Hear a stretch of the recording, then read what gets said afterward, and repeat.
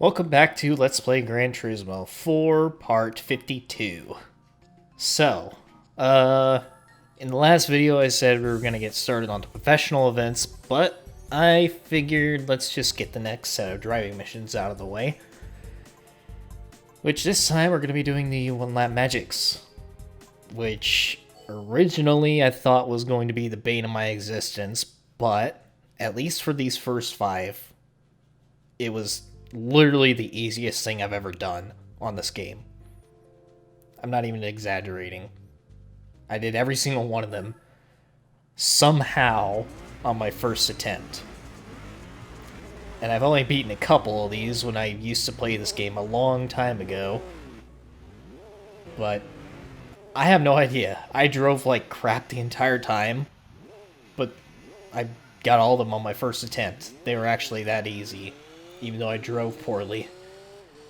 So, pretty much what a one lap magic is the lead cars will start. Well, they'll basically get a head start off you, and you'll be starting a lot further back on the track. Well, in time, I should say. And basically, the objective is you have to catch up to the first place car before they cross the finish line. And yeah. I think they kind of space out the cars, not so that they all cross the finish line at the exact same time, but so you have to try to overtake them in a awkward position on the track. At least for most of them. So that's kind of like the only downside to these missions, is just the overtaking. In some certain spots, you're going to see that a few times throughout this, but overall, it's actually very easy and very forgiving. You saw how poorly I did this lap. Look how far ahead I'm finishing. It's like, I was bamboozled, to be honest. And there we go, we already have the first one out of the way. I am cutting out the countdown because there's no point in sitting there listening to me talk while the timer runs down, so I just thought I'd cut that out. So, each of these are 7,500 credits, excuse me. And, pretty easy.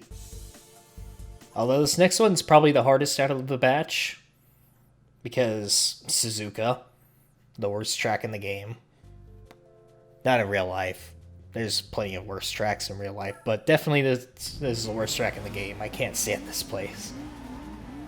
Mainly because of the S's and Spoon Corner. I hate both of them with every fiber of my being. So, yeah, I think it's an S500 or S600 or something, but the lead car gets a 90-second head start, so you're sitting there for a minute and a half revving this completely hideous sounding NSX. So, combine the worst track in the game with the worst sounding car in the game. It's just, looks nice, but the sound, it's just, it's so bad. But yeah, you're gonna see how sloppy I am going throughout this. I think this was my closest finish. It was either this one or the last one that was the closest, but you kind of have a lot of leeway here for mistakes. As long as you don't go off track or screw up completely, then you should be fine. You can take these, at least these first 5 One Lap Magics, pretty easily.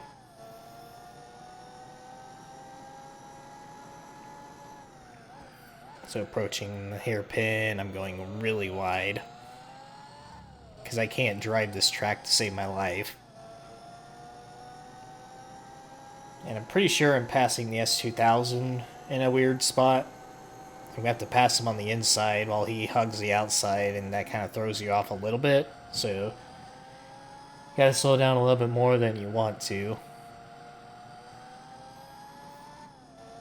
I believe I passed the next car around this bend coming up. Whatever this turn is called. Which is also another weird spot to pass. But you can see I just tap the brakes and just send it right into the corner. right here, I'm just taking it easy. I don't want to spin out or screw up the entire run.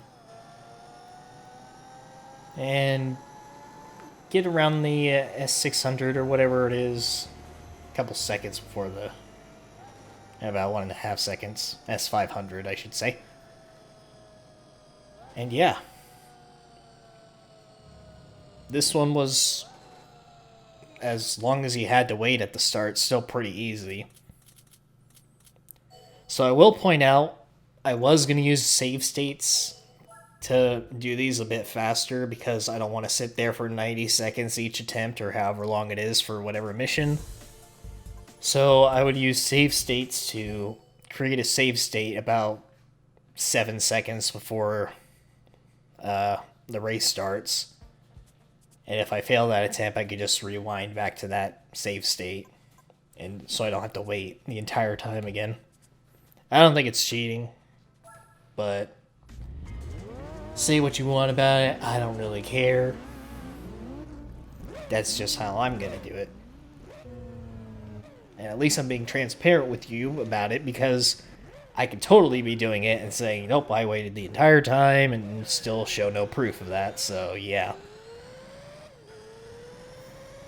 There's no evidence of widespread cheating on Gran Turismo 4 by Rowdy. No widespread evidence. No evidence, guys. Go home. Yeah, I'm really funny, aren't I? Also, 787B, this absolute sex machine. Which I am planning on using this in one of the 24-hour races. Most likely going to be the Circuit de la Sarthe number 2, aka Le Mans with no chicanes.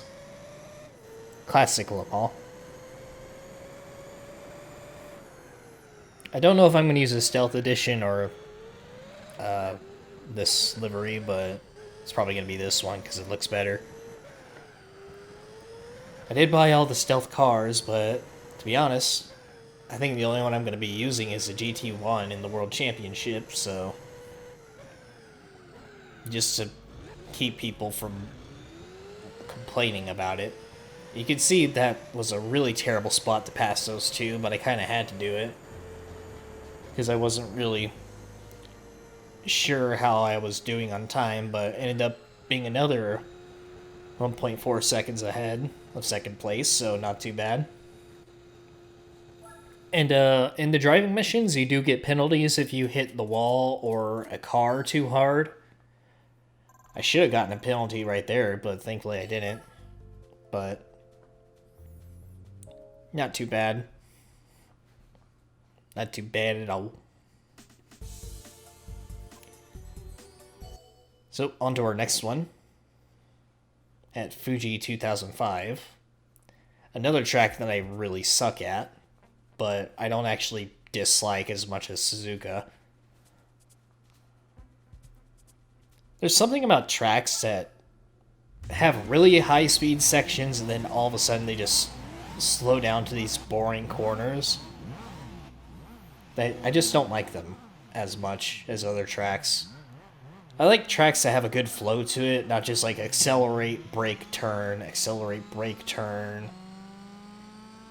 You know, tracks like Grand Valley, Midfield, High Speed Ring, Opera Paris. Ones where you have to really attack the corners. Those are the tracks I enjoy the most. Even Nürburgring. I love the Nürburgring now that I know it. But tracks that are hard just to be hard, like Suzuka, it's just... I don't understand the love for it, really. You could just see, like, I went way off there into the runoff tarmac, and I'm just not used to this track as much as I am with the 90s and the 80s layouts. And they're like, let's just put tarmac runoff everywhere. And I'm like, it's free real estate. That's all it is, it's free real estate. My voice is still doing weird things. When does it not do that, though?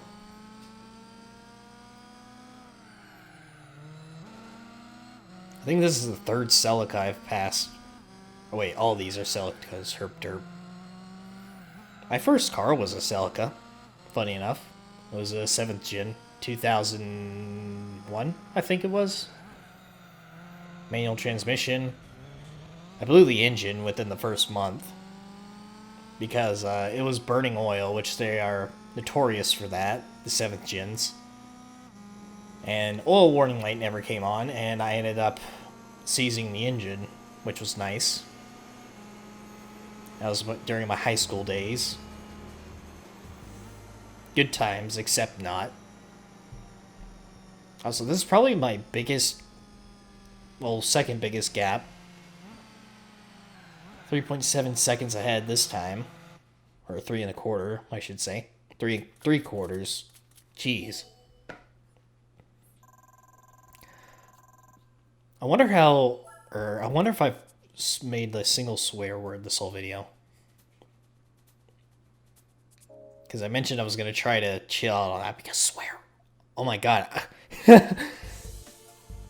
Wow, that was a complete fail. I tried to sound like a squeaker right there, but I just sounded like this instead. Total failure. My god. I'm not even going to try to do that again. Yeah, I was trying to sound like a squeaker saying, oh my god, swear words. Yeah, swear words are bad. But no. I'm just going to stop right there. So, Corvette C5R, another car I really like. Although, one I don't know if I'm going to be using in this LP. I mean, at least I'm using it right here, so there's that. But I just wish there were more race car events in this game. They focus a little too much on production cars, which is kind of a bummer, but eh. I don't know. I'm really sloppy on this attempt too. I was sloppy on all of my attempts, to be honest, but just like the last 4, this was also the first attempt, so these are actually very, very easy if you just try not to screw up. And you get a really, really good prize car out of it too, which you'll see here in a minute. Makes me wonder if the next set of driving missions are actually as hard as I remember them being. Because maybe these first 5 are supposed to be really easy and then it gets really hard in the next set, but I don't know.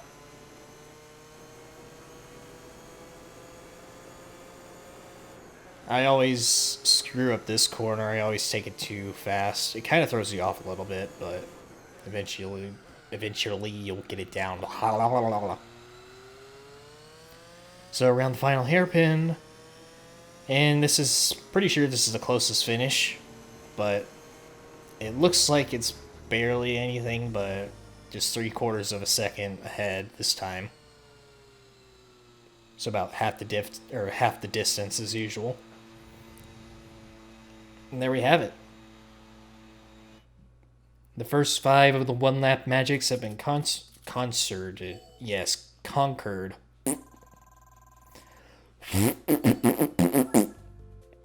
Anyways, yeah, prize car time.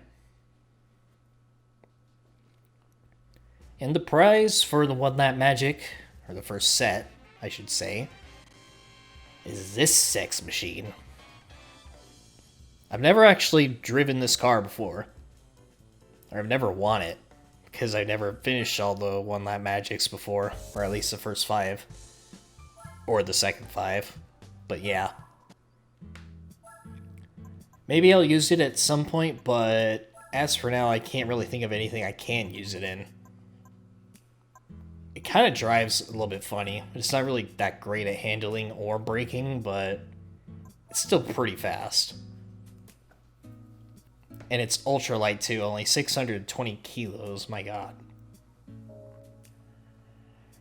So, with that being said, stay tuned for more GT4. We're going to get started with the professional events. Finally.